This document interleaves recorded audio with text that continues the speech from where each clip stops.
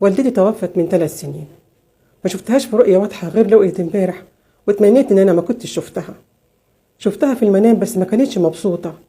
ولما جريت عليها وقلت لها يا امي، انت لقيتي مقامك عند ربنا كويس؟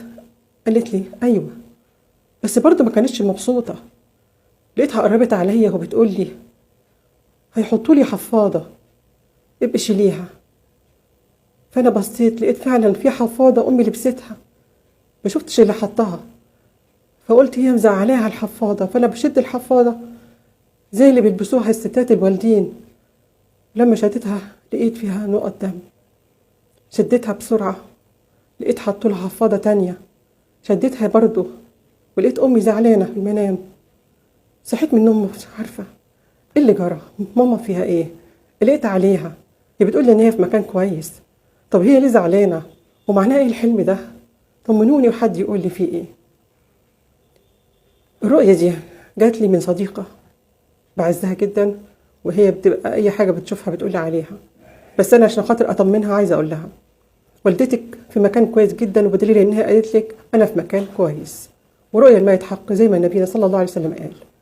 بس هي الرؤية ديت المفروض تقلقك على نفسك مش عليها هي بتقول لك ان انا بيحطوا لي حفاضة، ولقيتيهم فعلا بيحطوا حفاضة وهي لابساها، وبعدين لقيتي فيها دم، ولما شلتيها لقيت الدم برضو في الحفاضة التانية. الرؤية ديت تفسيرها ان انت اللي معمول لك سحر، والسحر ده والعياذ بالله معمول بدم فاسد، دم حيض.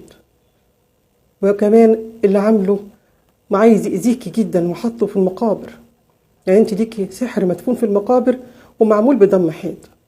في حد عايز يأذيكي قوي، وممكن يكون أذاكي كمان.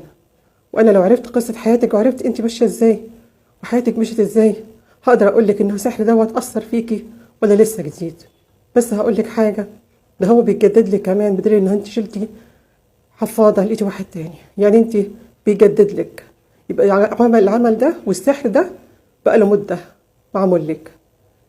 البنت حكت لي، قالت لي انا كنت متجوزة انسان بحبه جدا وانسان كويس جدا وعايشين كويس، وفجأة لقيته قلب عليا وطلقني وسابني. بعد ما طلقني عرفت ان هو جوز بنت عمه اللي هي كانت قدامه اصلا، مفكرش فيها وحبني واتجوزها، جوزني وبعدين طلقني وراح اتجوزها. لما عرفت اللي حصل انا اتأثرت جدا وجالي مرض القلب وبتعالج منه.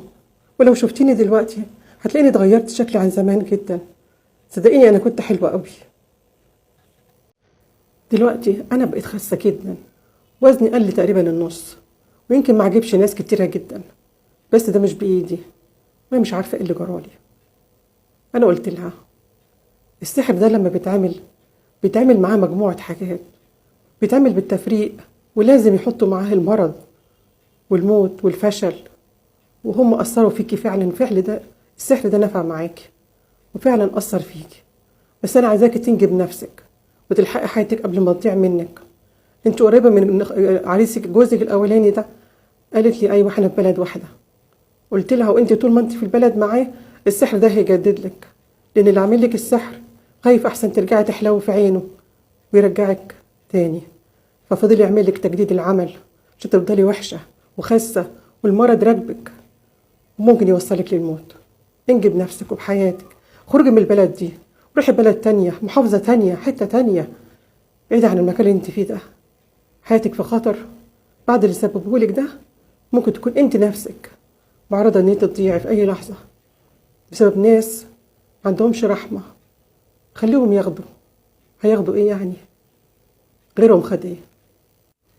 اللي عنده رؤية قال ايه يبعتها لي على صفحتي على الفيسبوك، صفحة قناة حياتي لسهير الفقي. اكتب كده في الجوجل قناة حياتي سهير الفقي، وانا هحطولك رابط الصفحة لكل انسان عنده قلق من رؤية وعايز اعرف تفسيرها.